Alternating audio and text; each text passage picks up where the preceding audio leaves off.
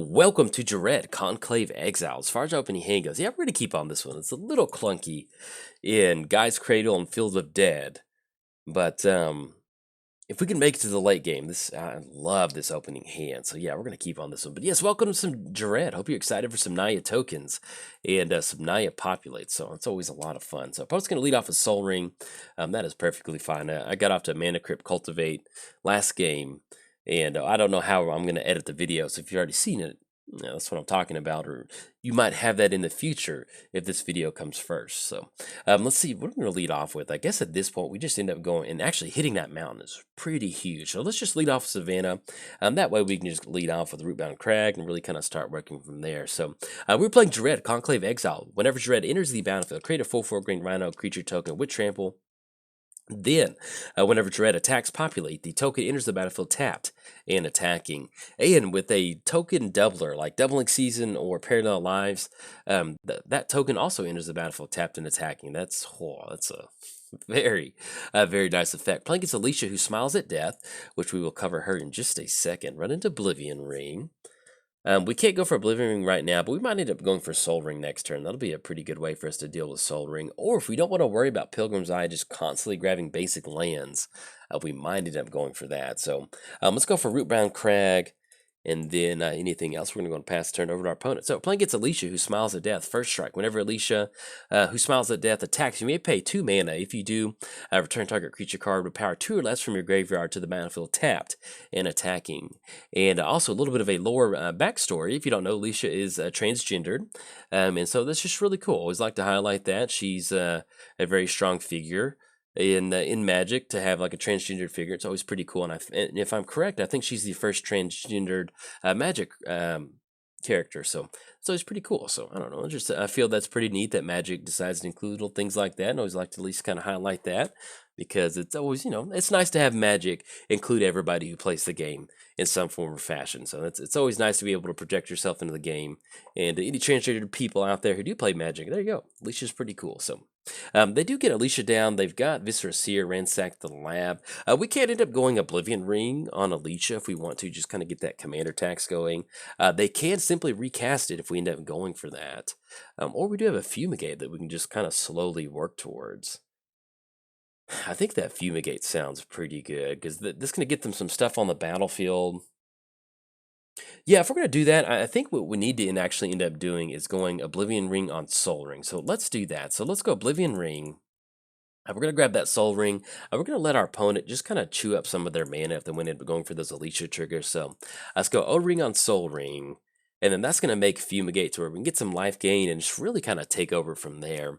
Then we're going to go and pass turn over our opponent. So we did cover both commanders. Give a quick shout out to our sponsors, MTGOTraders. If you're going to build your very own Rhino deck, we're going to get a bunch of Rhinos on the battlefield and like Randy's Rhino Ranch, head on over to MTGOTraders. They've got you covered. And also, let's give a quick shout out to inkgaming.com. If you use coupon code JOLT, you can get 10% off anything off the website. So if you haven't treated yourself in a long time, make sure you treat yourself. And or you can just type in JOLT539 into the search bar to see my merch. And last but not least, I started a Patreon. So if you'd like to support cool content like this, there's a link down in the description below. And if you can't, hey, no problem. There's just tell somebody about the channel. I'd appreciate it. So we do run into Tormenting Voice, and we're going to be going for that Fumigate pretty soon. So I guess we just basically end up going Temple of Triumph, because that'll be a white source, and then we can go Field of Dead. Hopefully run into another land. So let's go Temple of Triumph. We actually might try to scry. Ooh, 3 visits. Yeah, let's actually put that on the bottom, because we just need a straight-up land. So let's go Tormenting Voice. We'd have to discard a card. But yeah, let's just go and get rid of Momentous Fall at this point right now. It's kind of a dead card in the hand. And then anything else? No, we're going to go and pass the turn. Now, Alesha does have... Okay, for some reason I thought Alesha had double strike from that boon or whatever. All right, so we can make this work. That's not that bad. The only downside is with Pilgrim's Eye, they're going to be able to keep getting those lands, which really kind of helps get the reset button going.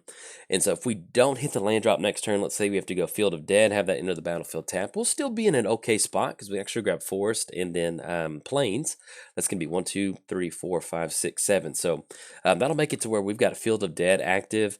And then once you have an active Field of Dead, that is some good magic. And for us and for our opponent, it's, man, that is Like, just it's like a crack in the ground where zombies keeps coming out, which is literally what the the card is. I mean, it's just kind of hard to plug that crack up, and it just gives you some really nice value. That's one of the cool things about Field of the Dead is you can basically just kind of slot this into almost any commander deck and just generate value.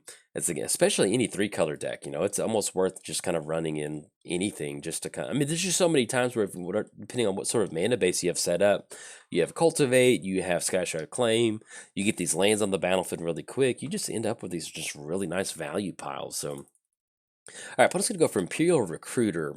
Yeah, we are getting the points where I hope we hit that land drop because I'd love to go Fumigate next turn and really kind of cash in some of this stuff. Now, one of the things that our opponent can do is they might be able to Viscera Seer if we end up going for Fumigate. If they don't want us to gain life, they can actually just sack the entire board out, which kind of makes a lot of sense. Stitcher Supplier. Okay, and there we go.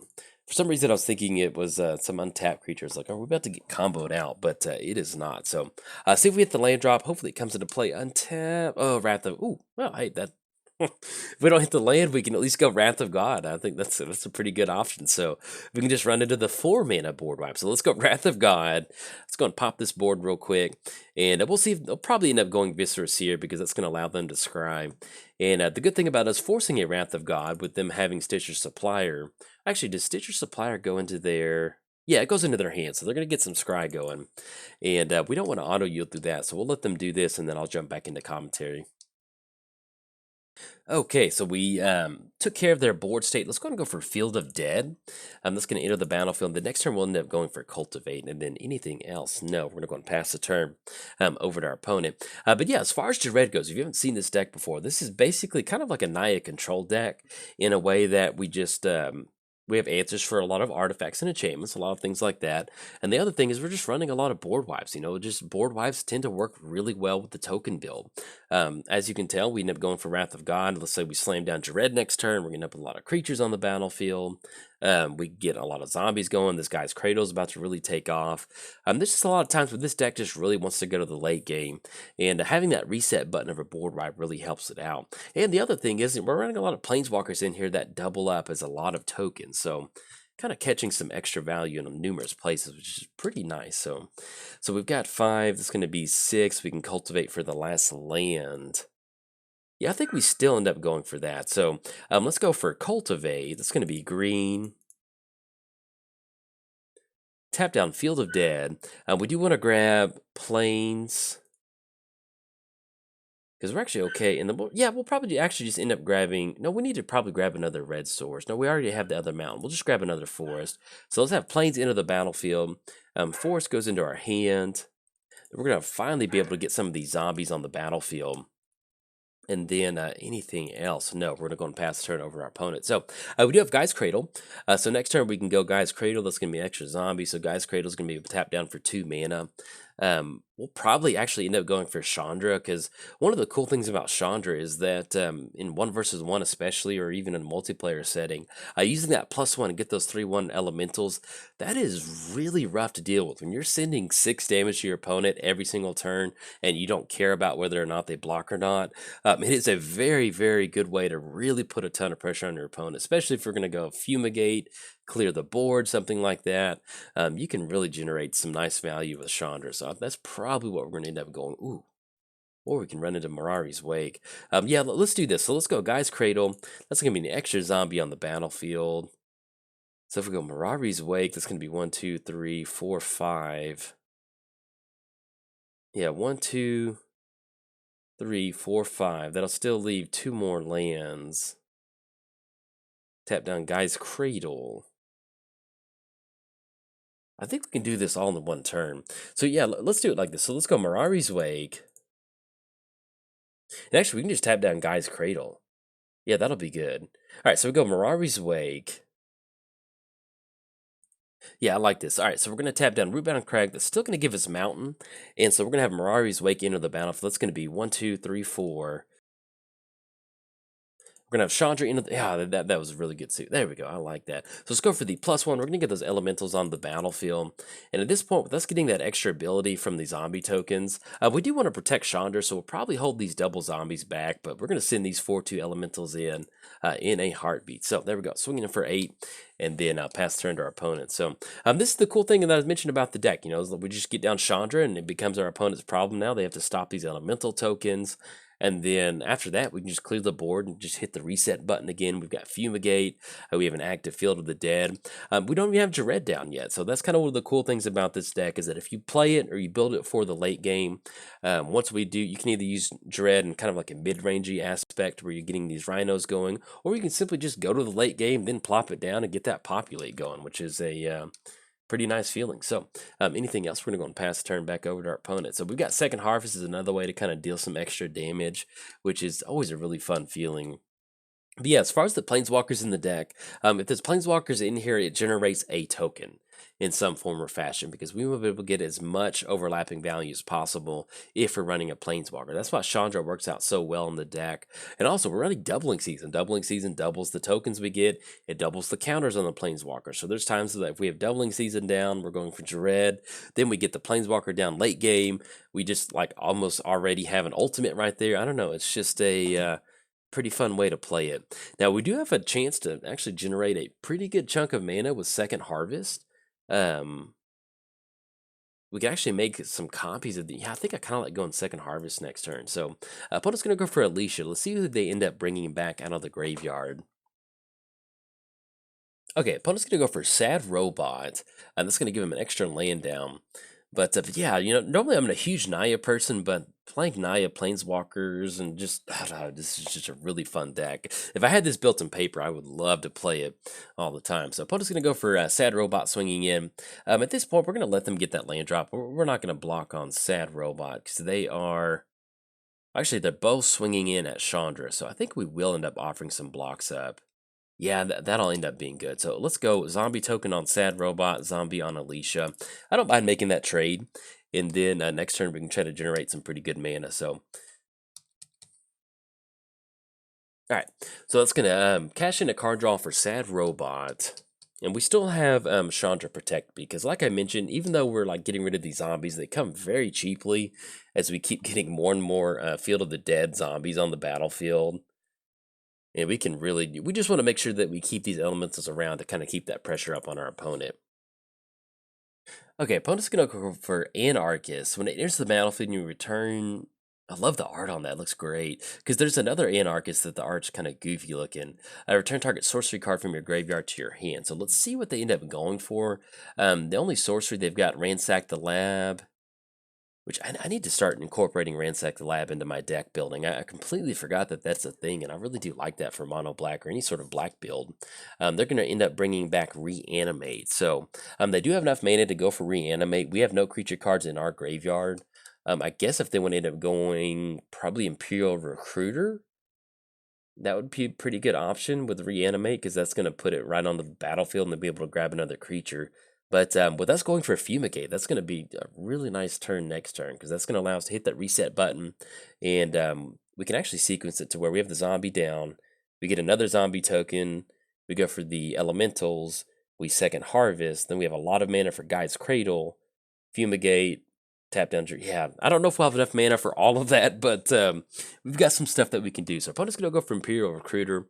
We do have the reveal zone popped up, so let's see what they grab.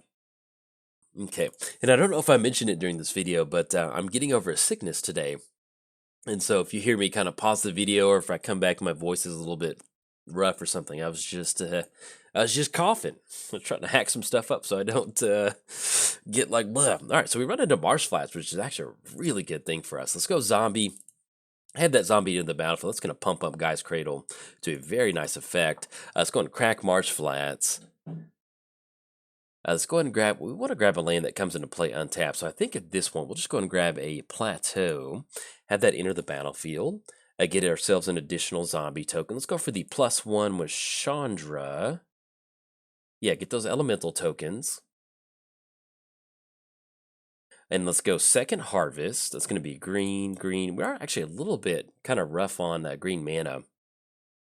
It's gonna be 1, 2, and I forgot about Mirari's Wake too. My goodness, yeah, we've got a lot of stuff that we're going to be doing. All right, so let's go and push in. Oh, look at that. That is just a beautiful board state. Let's go and push in with the entire crew. That's going to be 4, 8. That's going to be 16. That's going to be 19 coming across. Definitely going to have to see some blocks from our opponent. They will be able to at least kind of stop 3 of the elementals, but that will allow us to get in for 7. But once we do end up getting this board wipe, the main thing is we're going to stop that Alesha trigger from getting an extra creature down. So okay, so we're going to take care of those. We're going to get in for the extra elemental damage. It's going to put them down to 15. It's going to dump a few more creatures in there. Now, they did end up grabbing the Hedge Mage, and that's going to be enters the battlefield, destroy target artifact, destroy target enchantment. So that's really going to hit Mirari's Wake for us, or potentially give them back Soul Ring. Okay, so we've dealt that damage. Do we want to fumigate at this point, just to simply get rid of Alesha and stop that swing-in attack? Are we cutting ourselves short by doing that? I think we are. If they've got a board wipe, they've got it. So let's go Ghired. Yeah, I kind of like this. This will be good. Because we're going to have Ghired enter the battlefield. We're going to create a Rhino with Trample. Yeah, and then next turn, we can go for Fumigate if we need to. So we're simply just going to go and pass the turn to our opponent. And you can see, yeah, you know, it's just nice being able to have like a zombie token in a Naya deck. I don't know. I just love Field of the Dead. Whenever they release Field of the Dead, and the other cool thing about Field of the Dead, I'm going to just talk about Field real quick because it's just such a good card. One of the other cool things about Field of the Dead is that, like, if you're playing a Scape Shift deck, if you get to the point, you know, and this is where you can just run a Scape Shift zombie, like Volcano zombie package in a Ghired deck too. Just get some really nice value. So let's say we are running Valakut and Field of the Dead in here. You do actually, yeah, you need a few more mountain counts to do that. So you need something like Prismatic Omen. But let's say we do end up going Scape Shift. We sacrifice all of our lands. That's going to be 1, 2, 3, 4, 5, 6, 7, 8, 9. So let's say that we do have a deck that's set up for Valakut and Field of the Dead. So we can end up with 9 zombies on the battlefield. We can have 27 points of damage that we can divvy out once we go for that Scape Shift and those lands enter the battlefield. So it's a pretty nice feeling. So, and I think our opponent just popped their Talisman on accident. Oh no, they have to. You may destroy. All right, so they clicked on their Talisman, but I don't think that was the main intention that they were going for. So, but hey, that happens sometimes. So, all right, so they do have Soul Ring down. They got it back from getting rid of that O-Ring. Maybe they should have hit Mirari's Wake, unless we're looking at something on the back end, or, you know, maybe we've just built up enough of a board state to where it's just kind of clunky to play against. But let's see how they spend the rest of their turn. Okay, so they're going to bring back Anarchist. And I keep wanting to say Arcanist, but it's not Arcanist, it's Anarchist. And Anarchist is attacking Chandra, and then Alesha is attacking Chandra. So what we'll probably end up doing is actually, no, excuse me, it does have flying, so that's going to be 4. That will end up dealing some damage to Chandra. We do need to stop Anarchist, and they're actually going to go for Ransack the Lab. So they're going for some value play, which I'll definitely take that. Let's go for the double block on Anacarnist. Anarchist, sorry about that. Like, just my head gets mixed up with Arcanist. There we go. All right, so we got the double block 3/3. Just make sure they don't get rid of Chandra, because we had to keep Chandra, get those elementals down. We can really come across, and but I think we should be able to get it next turn between Ghired, and if they're going for that value play of simply just kind of ransacking the lab, then that should be pretty good sign for us. So, and they're also only going to be able to work with like 4 mana at this point right now. All right, and our opponent's going to scoop it up on that one. So, yeah, I don't blame them. We're able to, once we get to hit that Wrath of God and kind of hit the reset button on their board state, that really helped us kind of propel that out. And also Mirari's Wake and Guy's Cradle, you know, just being able to just churn out a ton of mana really quick. And shout out to Field of Dead, getting a lot of zombies down. I mean, it's just having this overlapping value in the deck to where you can get a lot of creatures down, a lot of mana really quick. And you can see where we didn't even get down Ghired until very, very late in the game. And really just more of a value play because we had nothing else to do.